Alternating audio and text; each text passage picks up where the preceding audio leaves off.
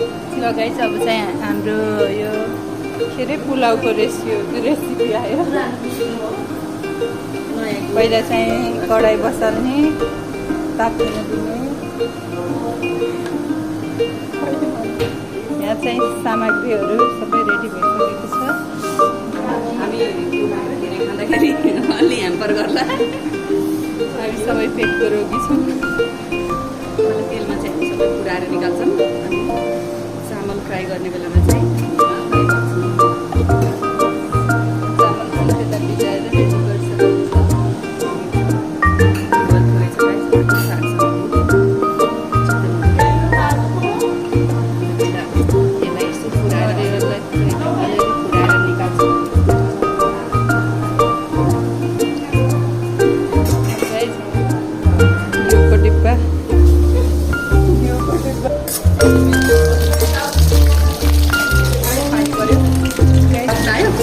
यतिको बास्ना आयो भने यसलाई निकाल्नुपर्छ। धेरै डढ्यो भने फेरि अमन हुन्छ।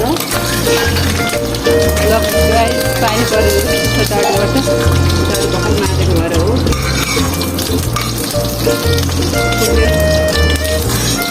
गाइस जब अरू मसला हामीले हाल्नु पर्दैन। हामी पहिला केरो फ्राई गर्छौँ। अलिअलि हामी फ्राई गर्छौँ। धेरै फ्राई गरेर फ्राई हुन्छ।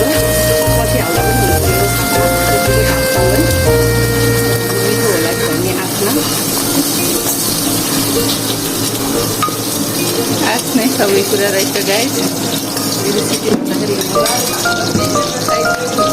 अनि अलिकति हामीले गाजर पनि यसैमा फ्राई गर्छौँ। कलरको लागि हो यो।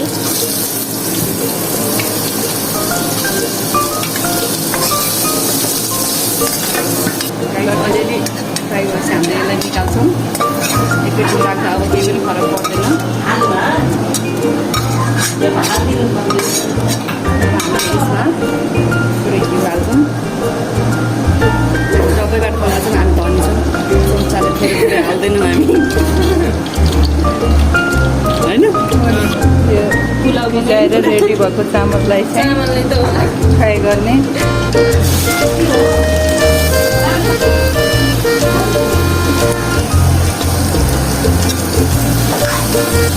अप्ठ्यारो भयो।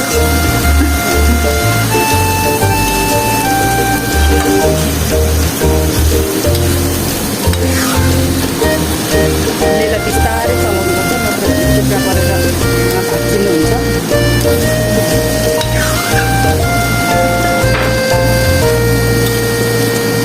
पुलाउको लागि चामल नै छिटो हुन्छ है।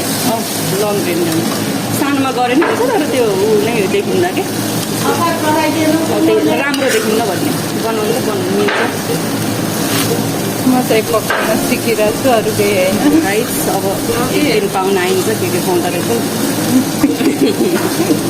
मैले नलेज दिइसकेँ तिमीहरूलाई।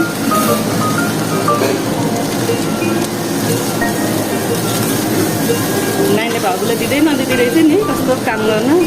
एकदिन राम्रो चाहिँ अचार सचार बनाएँ। अलिकति चट्नी नानीलाई जानु हाल्छ। अनि त्यसपछि हामी सबै मसलाहरू फेरि हाल्छौँ। सेच्छौँ। अब यहीँ फुट्दै गर्छ। कहिले पुऱ्याउनु पर्ने हामीले बिर्सेँ नि, हजुरहरू नबिर्सिनु त्यो तेजपत्तालाई पहिले पुऱ्याउनु। तर बास्ना चाहिँ आउँछ जसरी पनि। यहाँ घिउ छ, तेल छ, आफै फुरिहाल्छ। छ नि त यसमा तेल घिउ। यसको लागि चाहिँ अब यो ल्वाङ, यो सुकमेलको गेडा, अनि यो के फुल भन्छ है त्यो चाहिँ मलाई थाहा भएन। अनि यता सबै फ्राई रेडी छ। एकछिनपछि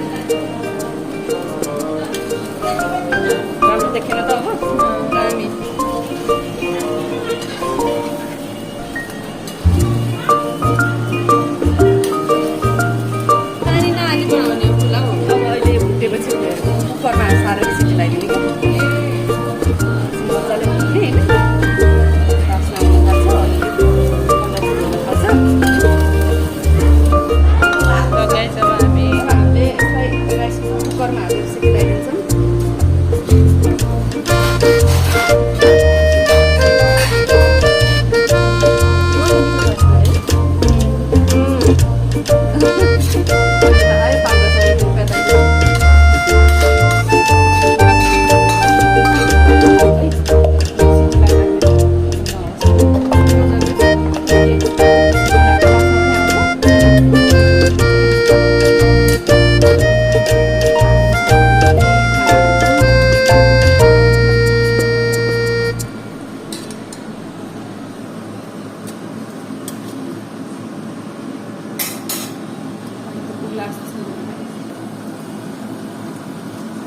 यति चाहिँ पानी हाल्नु पर्यो। अब सिटी लगाइदिने लगाइ। अब यो हाम्रो पुलाउ चाहिँ रेडी हुँदैछ। अब फालेर यस्तो अनि यस्तो सजिन्छ है हेर्न। यो पुलाउ आयो पाकिसकेको अवस्था। पुलाउ चाहिँ रेडी भयो गाइस। तल अलिअलि पाकेछ, तल चाहिँ अब होस् है अहिले। तल त झन् मजाले पाक्यो होला नि। ढिलो भयो कि जस्तो लाग्यो तल। ल ठिक छ है।